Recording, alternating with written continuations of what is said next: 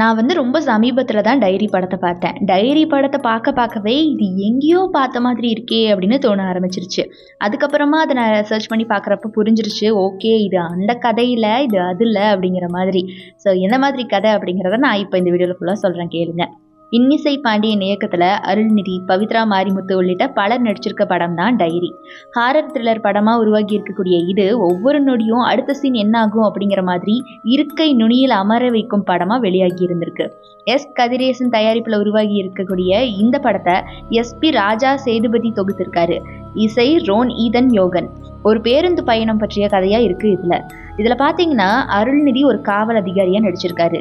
சென்னை காவல்துறையின் ஆவணங்கள் காப்பகத்துல SI training முடிச்சவங்களுக்கு ஒரு அசைன்மெண்ட் வழங்கப்படுது. அதன்படி என்ன நடக்குதுன்னா, இது வரைக்கும் முடிக்கப்படாத வழக்குகளை தேர்ந்தெடுத்து அதை நான் எல்லாரும் முடிச்சிடணும் அப்படிங்கிற மாதிரி அங்க இருக்கக்கூடிய காவலர்களுக்கு நியமிக்கப்படுது ஒவ்வொரு மாதிரியான பணி. அதுல பாத்துக்கிட்டீங்கன்னா அருள்நிதியும் ஒரு ஆளு. ஸோ இப்போ பார்த்தீங்கன்னா அதில் கண்ணை மூடிக்கிட்டு ஒரு ஃபைல் எடுக்கிறாரு அருள்நிதி. அது 16 வருடங்களா முடிக்கப்படாத ஒரு மர்ம வழக்கு அப்படிங்கிறதுனால அதனை முடிக்க மேட்டுப்பாளையம் போறாரு. அங்கிருந்து அங்கே நடக்கக்கூடிய மர்ம சம்பவங்கள் தான் படத்தின் கருவா இயங்குது. அப்போ ஒரு பேருந்து பயணம் நடக்குது. அந்த பேருந்து பயணம் தான் கதையின் தொடக்க புள்ளியான வழக்க முடிவுக்கு கொண்டு வருதா இல்லையா அப்படிங்கிறது தான் படமே. ஆனா இந்த படத்துடைய கதை அப்படியே ஒரு உண்மை சம்பவத்தை தழுவப்பட்டு எடுத்த கதை அப்படின்னு சொன்னா நீங்க நம்புவீங்களா? சீனாவில் பேருந்து எண் 375 அப்படின்னு சொன்னாலே எல்லாரும் பயப்படுவாங்களாம். ஏன் அப்படின்னா இந்த விஷயம் ரொம்பவே பிரபலமானது உலகம் முழுக்க. 27 ஆண்டுகளுக்கு முன்னாடி நடந்த இந்த சம்பவம் இன்னைக்கு வரைக்கும் தீர்க்கப்படலை அப்படிங்கிறது தான் குறிப்பிடத்தக்கது. இதை பத்தி பாத்தீங்கன்னா டைரி படத்துல வரும் கதை அந்த கதை மாதிரியே இருக்கிறதா சொல்லப்படுது நிறைய பேரால. ஆனா எனக்கும் இது அப்படியே சிங்கான மாதிரி தான் தோணுச்சு. வாங்க அப்படி என்னதான் சம்பவம் நடந்துச்சுன்னு பார்க்கலாம். 1995 சீனாவுடைய ஃப்ராக்ரண்ட் ஹில்ஸ் பகுதிக்கு செல்லக்கூடிய பேருந்து தான் பேருந்து எண் 375. நவம்பர் மாதம் 14ஆம் தேதி யுவான் மிங் ஹுவான் பேருந்து நிலையத்தில இருந்து கிளம்பிய இந்த 375 பேருந்தின் கடைசி நிறுத்தம் தான் ஷியாங் ஷா பகுதியில் இருக்கக்கூடிய ஃப்ராக்ரண்ட் ஹில்ஸ். பல பயணிகள் ஏறிய இந்த பேருந்துல இரவு நேரம் அப்படிங்கிறதுனால ஆங்காங்கே இறங்கியும் பல பேர் போயிருக்காங்க. அதுக்கப்புறமா பெண் நடத்துனர் கொண்ட இந்த பேருந்துல அவரோட ஓட்டுநர் மட்டுமே பயணிச்சிருக்காரு. அதுக்கப்புறமா கடைசி நிறுத்தத்திற்கு ஒரு சில நிறுத்தங்கள் முன்னாடி ஒரு காதல் ஜோடி ஏறியிருக்காங்க. ஒரு இளைஞரும் மற்றும் ஒரு மூதாட்டியும் ஏறியிருக்காங்க அவங்க கூட. இரவு நேரம் அப்படிங்கிறதுனால அது ஒரு அமைதியான பயணமாவே போயிருக்கு. பாதையும் தனிச்சு விடப்பட்டிருந்திருக்கு. அங்க பாத்தீங்கன்னா அதிகமா ஆள் நடமாட்டம் இல்லாத நிலையில திடீர்னு பாரம்பரிய சீன உடை உடுத்திட்டு 3 பேர் கை காட்டி பேருந்தை நிறுத்தி அதுல ஏறி இருக்காங்க. அந்த 3 பேர்ல ஒருத்தர் மட்டும் தலை தொங்கி காணப்பட்டிருந்திருக்காரு. அவரை தாங்கி பிடிச்ச மாதிரி மத்த 2 பேர் நின்றுட்டு இருந்திருக்காங்க. மொத்தமா சேர்ந்து கடைசி சீட்ல போய் உட்கார்ந்துருக்காங்க அந்த 3 பேருமே. உடனே குளிர் தாங்க முடியாத அளவுக்கு பனிமழை பெஞ்சிருக்கு. திடீர்னு அந்த பேருந்துல இருந்த மூதாட்டி என்ன பண்றாங்கன்னா, என்னோட பர்ஸை காணோம் அப்படிங்கிற மாதிரி அந்த பேருந்துல இருந்த எல்லார்கிட்டையும் கத்தி சொல்றாங்க.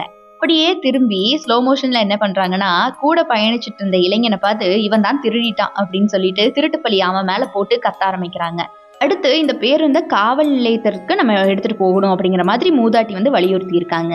அதுக்கு பேருந்து நடத்துனர் ஒத்துக்க மாட்டேங்கிறாரு. இல்ல அப்படிலாம் பேருந்தை நாங்க நடுவழியில நிறுத்த மாட்டோம் அப்படிங்கிற மாதிரி. உடனே அந்த இளைஞரை தன்னுடைய இழுத்துட்டு பாட்டி நடுவழியில நிறுத்தியே ஆகணும்னு சொல்லி அந்த இளைஞனையும் இழுத்துட்டே இறங்கிடுறாங்க அந்த மூதாட்டி. அதுக்கப்புறமா சாலையில இறங்கிய அடுத்த நொடி அந்த மூதாட்டிய கடைசி சீட்ல உட்காந்துட்டு இருந்தாங்களா அந்த 3 பேர். அந்த 3 பேர்ல கடைசி அந்த 2 பேர் அந்த நடுவில் இருக்கிறவனை பிடிச்சிட்டு இருந்தாங்கல்ல, அந்த 2 பேரும் பார்த்து முறைக்கிறாங்களாம் அந்த மூதாட்டிய. அந்த மூதாட்டி அதுக்கப்புறமா மறுபடியும் அந்த இளைஞனை திரும்பி திருடன் தானே நீ அப்படின்னு சொல்லி திட்டி அடிக்க ஆரம்பிச்சிருக்காங்க. அந்த 2 பேர் பாக்குற மாதிரியே இளைஞனை அவங்க 2 பேர் முன்னாடியே போட்டு அடிக்க அந்த பேருந்தும் பாத்தீங்கன்னா கண்படும் தூரத்தை தாண்டிருச்சான். அந்த இளைஞன் மூதாட்டியை திட்டி தன்னை தவறா குற்றம் சாட்டியதா திட்ட ஆரம்பிச்சிருக்கான். உடனே அந்த மூதாட்டி மன்னிப்பு கேட்டிருக்காங்க. அந்த இளைஞன் கிட்ட பாட்டி சொல்லியிருக்காங்க, அந்த 3 பேர் கடைசி சீட்ல உட்கார்ந்துருந்தாங்கல்ல, அவங்க 3 பேருக்கும் கால்கள் இல்லப்பா, அதை நான் கவனிச்சுக்கிட்டேன். அதனாலதான் அவங்க மனுஷங்க இல்லைன்னு புரிஞ்சு போய் பேய்ங்க கிட்ட இருந்து காப்பாத்த உன்னை கூட்டிட்டு இறங்கிட்டேன். நீ திருடுனதா நான் பொய் தான் சொன்னேன். எனக்கு தெரியும் என்கிட்ட எந்த பணமும் இல்லை, என்கிட்ட எதுவும் திருடு போலன்னு. ஆனா அவங்க கிட்ட இருந்து தப்பிக்க எனக்கு வேற வழி தெரியல அப்படின்னு சொல்லியிருக்காங்க. இதை கேட்கிற இளைஞன் அதை அவ்வளோ நம்புற மாதிரி தெரியல. அப்படியா அப்படிங்கிற மாதிரி சாதாரணமா எடுத்துக்கிறான். அங்கிருந்து 2 பேரும் என்ன பண்றாங்கன்னா தங்களுடைய ஊருக்கு நடந்தே போயிடுறாங்க. அடுத்த நாள் காலையில செய்திகள்ல வெளியாகுது, அந்த பேருந்து காணாம போயிடுச்சு அப்படிங்கிற மாதிரி. அந்த மூதாட்டியும் இளைஞனும் காவல்துறைக்கு தங்களுடைய தெரிந்த தகவல்களை தெரிவிச்சிருக்காங்க. அதன் அடிப்படையில் அவங்க இறங்கிய பகுதிக்கு பக்கத்துலதான் பேருந்தை தேடி இருக்காங்க. அந்த பேருந்து அந்த மூதாட்டியும் இளைஞனும் இறங்கிய இடத்துல இருந்து 100 கிலோமீட்டர் தொலைவுல 5 சடலங்களோட ஒரு நதியிலிருந்து மீட்கப்பட்டிருக்கு. ஆனா அதுல இருக்கக்கூடிய ஒரு பெரிய குழப்பம் என்னன்னா, ஒரு நாள் இறந்த சடலமா பேருந்து ஓட்டுநர் மற்றும் நடத்துனர் உடல்கள் மீட்கப்பட்டிருக்கு. ஆனா மற்ற 3 பயணிகளான காதல் ஜோடி, தலை தொங்கிய பயணி உடல்கள் பாத்தீங்கன்னா ரொம்பவே மோசமா மட்கிய நிலையில இருந்திருக்கான். இதனால போலீசார் எல்லாமே ரொம்பவே குழப்பம் அடைஞ்சிருக்காங்க. கடைசி சீட்ல அமர்ந்திருந்த அந்த 2 பேர் எங்க போனாங்க? அப்படி கால்களே இல்லைன்னா நிஜமாவே அவங்க பேய் தானா? அப்படி பேயா இல்லைன்னா அந்த சடலங்கள் இதோட இருக்கணுமே, காணுமே அப்படிங்கிற மாதிரி பல கேள்விகள் எழுந்திருக்கு. அது மட்டும் இல்லாம 100 கிலோமீட்டர் வரைக்கும் அந்த வாகனம் எரிபொருள் இல்லாமலே எப்படி பயணிச்சுது அப்படிங்கறத நம்ம இங்க இடத்துல பார்த்தே ஆகணும். எரிவாயு டேங்க திறந்த போதுதான் மாபெரும் அதிர்ச்சி அதிகாரிகளை தாக்கி இருக்கு. ஏன் அப்படின்னா அதுல எரிவாயு இல்லாம வெறும் ரத்தம் மட்டும்தான் இருந்திருக்கான். அந்த பகுதியில விரும்பியதான் அந்த பேருந்து நிறுத்தப்பட்டதா சொல்லப்படுது. இந்த கேஸ் அந்த காலத்திலேயே இல்ல எங்களால இதுக்கு மேல இந்த மர்மத்தை தாங்கிக்கிட்டு இந்த கேஸை சால்வ் பண்ணவே முடியல அப்படின்னு அத்தனை அதிகாரிகளும் கை தூக்கிய கேஸாம். இதோட 27 ஆண்டுகள் கடந்ததுக்கு அப்புறமும் கூட இந்த கதை சீனர்களை கதிகலங்க வச்சதோட மட்டும் இல்லாம மர்மமாகவே பார்க்கப்பட்டு வருது. இப்ப புரியுதா டைரி படத்துல இது மாதிரியே ஏன் இருக்கு அப்படின்னு நான் லிங்க் பண்ணேன்னு.